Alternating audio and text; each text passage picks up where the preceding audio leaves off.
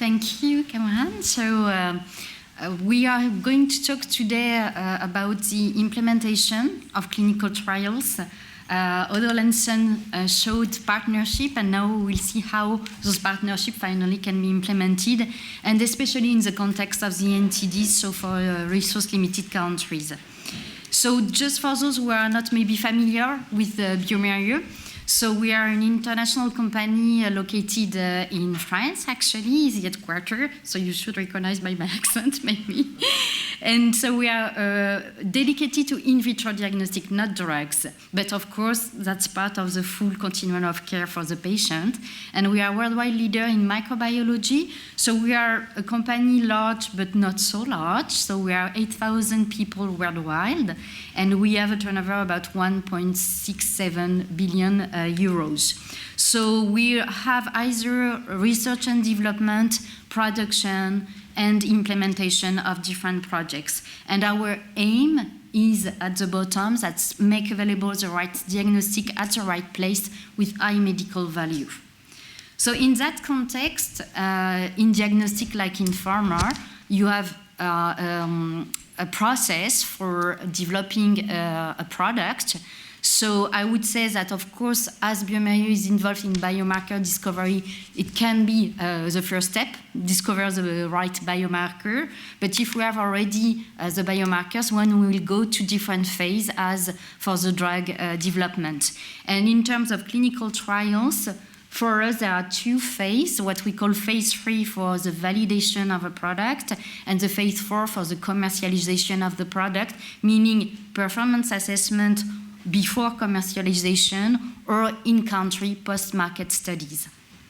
So what we were talking about collaboration, partnership, and in clinical trials, especially in-country, that's definitely a key word. And that's definitely a collaborative work between different partners. So, of course, the principal investigator, the sponsors, and the different partners which can be involved. And one point very important is that then all those partners have different backgrounds, they are located in different countries, they have different internal processes, but we have all one main goal, this is in one, to improve the public health through the assessment of, in our case, a diagnostic tool. And it has to be in real situation. So the challenges that we have to overcome as an industry are various. And they are classified here by category, I would say, but it's really the main one. There are others, maybe, that I didn't highlight, but we could maybe discuss about some others afterwards. So the first one, which is quite a big one, and we discussed already previously about that, this is the access to the right samples, the access to the right expertise, develop the right protocol, comply with the regulation, either international and local, and achieve on time with what we expect in terms of results. So all those different challenges actually covers different kind of situations, either ethical, organizational, cultural, and infrastructure, and either for researchers, for the companies, for the sponsors, and for the regulatory bodies for such a clinical trial. So if we go in each section and highlight a little bit more what are those challenges. First of all, in neglected tropical disease, and we shared that before, there are not so many in US or in Europe, even if we have some cases, of course, in Europe also. But the burden is in the countries, and especially in Africa. So we need to go where the patient is. And to access the samples, we could indeed, and in some cases, there are some clinical trials where we deliver finally the patients to one institution in Europe, in the US, but sometimes it's not possible, it's too long, and it's very costly. And in our opinion, that's always better to go where the disease is and where the patients are. So the challenge we can face is that sometimes the research institutions are not very well represented in the country where the diseases are. So our aim, and we share that with you, that's really to create a network of partners, especially in countries. And for instance, for our industry, it has to be also to increase our presence in the country where those diseases are. And also to ask a lot of advices also from different partners to how to implement such a clinical trial. The selection of sites also is very important to have the right experience, and we'll see that, to assist in terms of training also. In diagnostic, maybe that's a key characteristic compared to drugs. We have a system, actually, even if it can be very, very easy, we cannot just give the system to someone and then we go back to our country. We really need to assist in how the tool which will be assessed will be used. So training is key. And also, one of the challenges in terms of where the patients are and access the right samples and expertise are infrastructure in country. We can have very limited infrastructure, so we have to do with what we have or to complete the infrastructure. So it can be either limited staff or limited resources. So we have to anticipate that and to adjust that in the global budget for the clinical trial. Another point also, which is not so easy, is that we can have limited connectivity, either internet connectivity or sometimes even phone to discuss on a regular basis. So also we have to find ways to keep contact with the people on a regular basis. So on the second aspect, that once we finally have the right access and the expertise, that's the right protocol to make sure that all we are going to reach what we want. So first of all, indeed, that's the geographical area. There is no need to go where the disease is not. And that's the right season, because it can vary also with the disease we want to target. So target the site with a medical and clinical background. Sometimes there are some sites where they have a very good technology or technical knowledge, but maybe less in medical points. So that's something that we have highlighted also in the different clinical trials we have implemented. And another point is to design the number of samples and the right number of samples to have at the end something which is statistically represented. For instance, that was a big point because we've done and we are doing different clinical trials for different diseases, and especially we had one which is still in process for Ebola. So, for instance, that was a point for Ebola and taking into account how the epidemic moved, actually. So there is, in diagnostic, there is something which is critical also. We talked about resources, but also that how the resources are organized in a laboratory. A laboratory involves many different players, so lab manager, technicians, and so on. So we have to make sure that our protocol, first of all, will be included in their flow in order not to disbalance too much, but besides that, to make sure that we will have the results we expect. So the analysis and the discussions actually with the site and especially with the laboratory people is key in order to well understand how they are organized, what kind of technology we are going to be compared is in order to see, okay, at the end, that's something feasible and which can work in the time that we assessed. There is something also that we saw in the different clinical trials we performed that's definitely to involve from the beginning the principal investigator and the team in order to make sure that they accept properly the clinical trials and on the long term. Because, of course, it's not just 2 weeks clinical trials, usually it's quite long. And the last point, which is the link with the next slide, that to take into account the ethical and good laboratory practices. And that's something actually that we faced ourselves regarding ethical committee approval. What we maybe didn't expect, and that was the case for Ebola, that was the time to have the authorization. It can really take weeks or months before having all the authorization, because there are many things which are submitted and which involved local people for a clinical trial in diagnostic.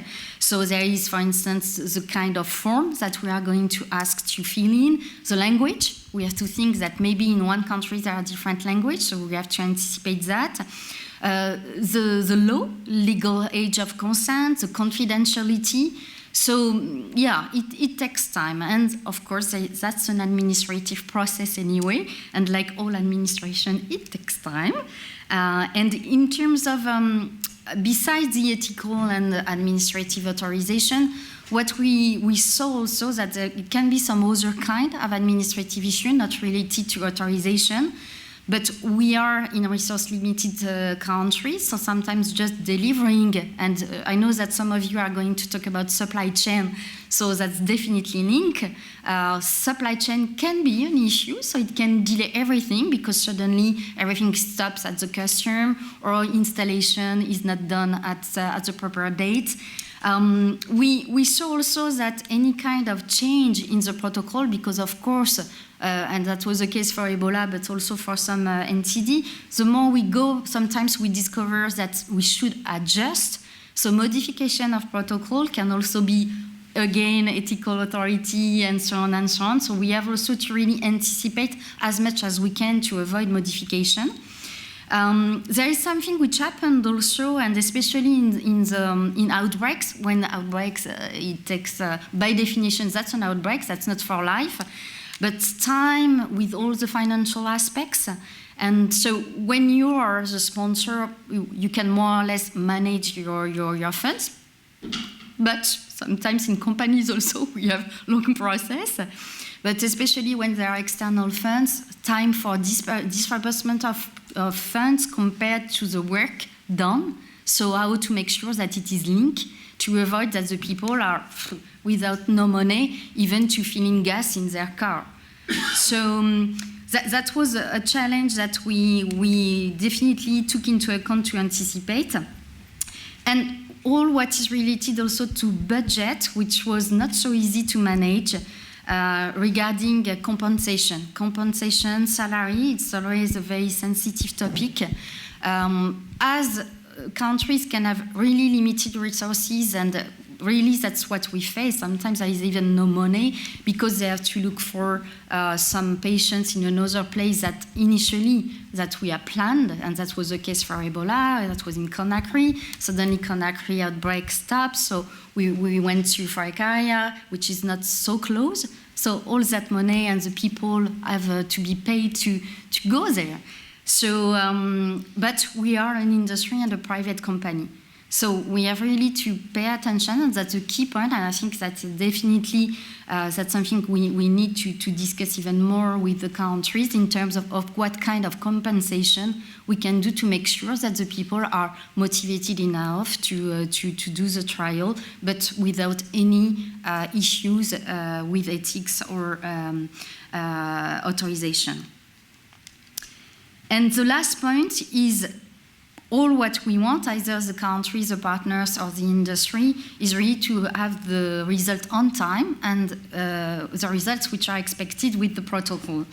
So what we definitely highlight in our clinical trials is monitoring, and a quite close monitoring, and it has to be anticipated also with kick-off visit, monitoring visit, to really have a smooth communications with the different partners. Also closure visits to make sure that everything is online. So we do that through phone call, through local visits, of course, Skype, all the means we can have, but communication is key. Another point also is the data analysis, data management, who do what. It's a small detail, but in our clinical trials, we take quite a lot of time also to adjust, okay, who will do the data management with what kind of tool? And the tools have to be easy. We don't want to spend hours with data management. So that's the last point, that's simple procedure. We work a lot on make as easiest as possible, and very often we start with something which is very complicated, and step by step we simplify the things to make sure that there are the acceptance also from our partners and from the local sites. So actually I was, when I prepared this preparation, I was also looking at our own experience, of course, but what were the experience from the others, you know? And I saw that article, so which I found very interesting, because finally all the different challenges that we faced, they faced them also. So it was actually for a drug, it was not for diagnostic, but I found that interesting that finally that's something which is common in resource-limited countries. So if you want to have a look, you have the reference here, and you see that you have the same issues with regulatory bodies, administration, financial, language, the compensation, the interviews, different age, legal consent, and so on and so on. So, as a conclusion, our learning lessons, if I can say that, in our different clinical trials is really to get prepared as much as we can, but as in all kind of situations, there are always unexpected situations. So we need to adapt ourselves. Whatever happens, we need to be reactive and flexible. For diagnostic especially, but I think that it can apply to other sectors, that's definitely training and capacity building before and after and during the clinical trial, to anticipate properly all funding and regulation, and this has really to be anticipated or again to adapt, and the coordination, to have someone who is dedicated to coordinate all the actions and to follow up very regularly. And for us, that's what we consider as a success for clinical trials, and especially to have a public health impact. So that's the end.